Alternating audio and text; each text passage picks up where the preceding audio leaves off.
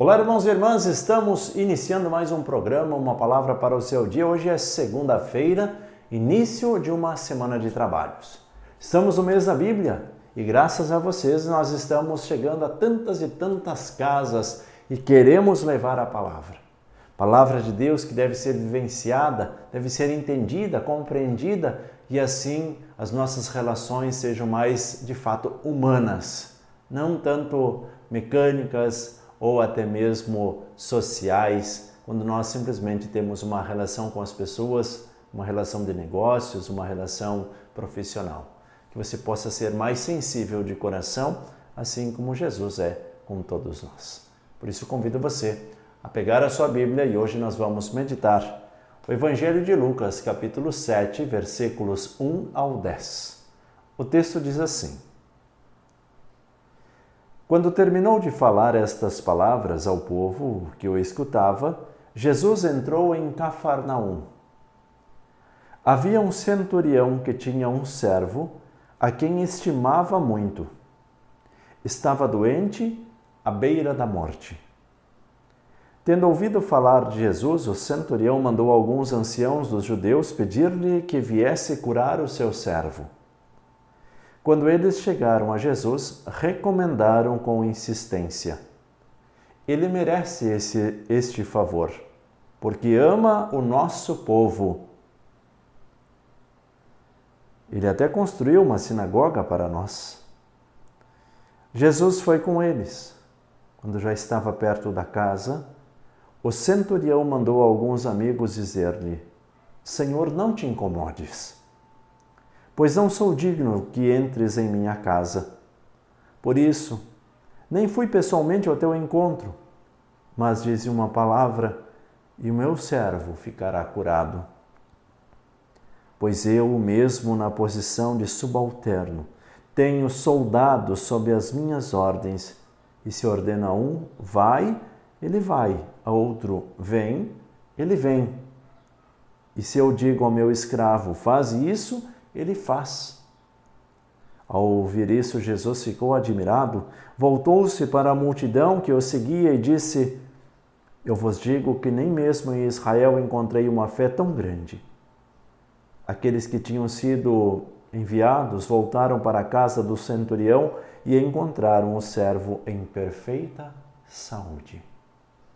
Palavra da salvação. Glória a vós, Senhor. Vamos juntos meditar a palavra deste dia. Meus irmãos e minhas irmãs, o texto de hoje nos fala algo que é importante para as nossas relações.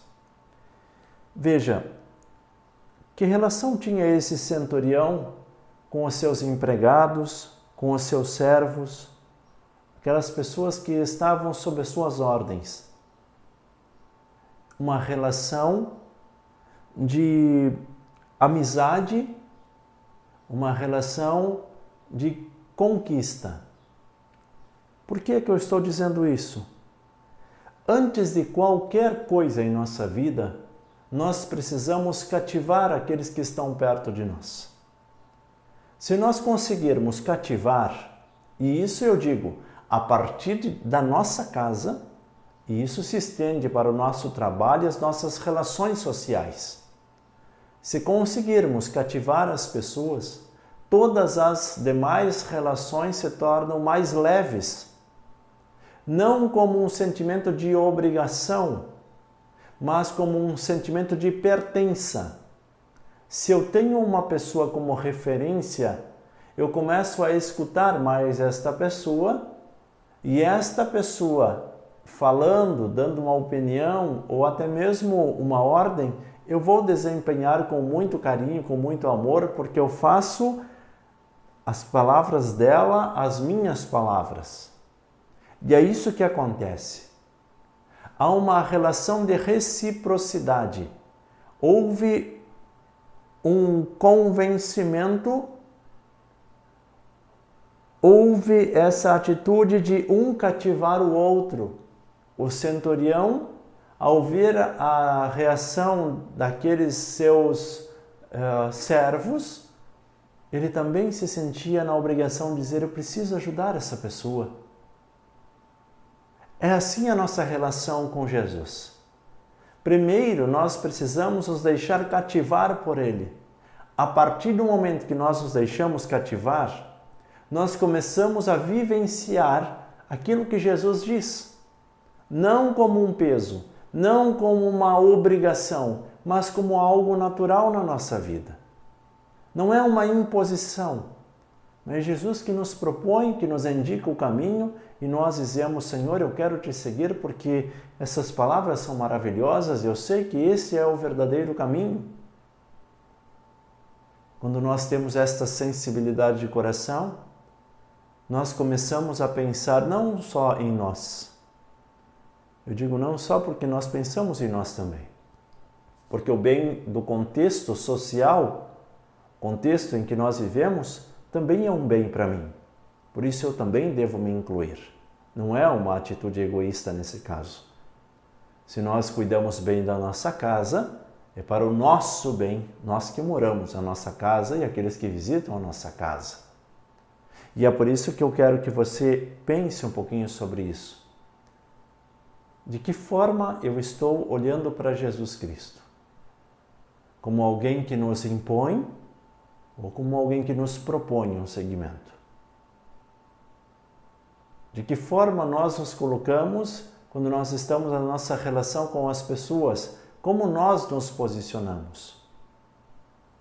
A partir do momento que nós nos deixamos cativar e a partir do momento que nós estamos preocupados também em cativar as pessoas, conquistar os corações, as nossas relações passarão a ser mais leves. Repito, inicia-se dentro da nossa casa e se estende para as nossas relações sociais. Se você consegue conquistar e cativar o coração da sua esposa, a relação será diferente.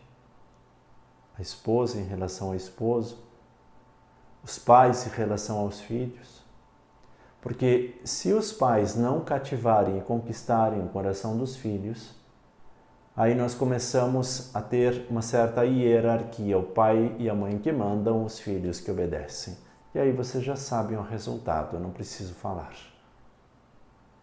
Assim, os filhos devem conquistar o coração dos pais para que haja esta harmonia dentro de casa. Aquilo que nós vivemos no exterior da nossa casa, lá no meio da sociedade, é um reflexo daquilo que nós vivemos dentro de casa. Por isso, pais, amem, cativem, conquistem os seus filhos. Mas não como uma forma automatizada, de todo o coração, assim como Jesus se doa a cada um de nós. Eu quero que você compartilhe o vídeo de hoje com seus grupos de oração, seus grupos de família, para que outros também possam rezar e meditar a palavra. Vamos evangelizar juntos, porque evangelizar é preciso.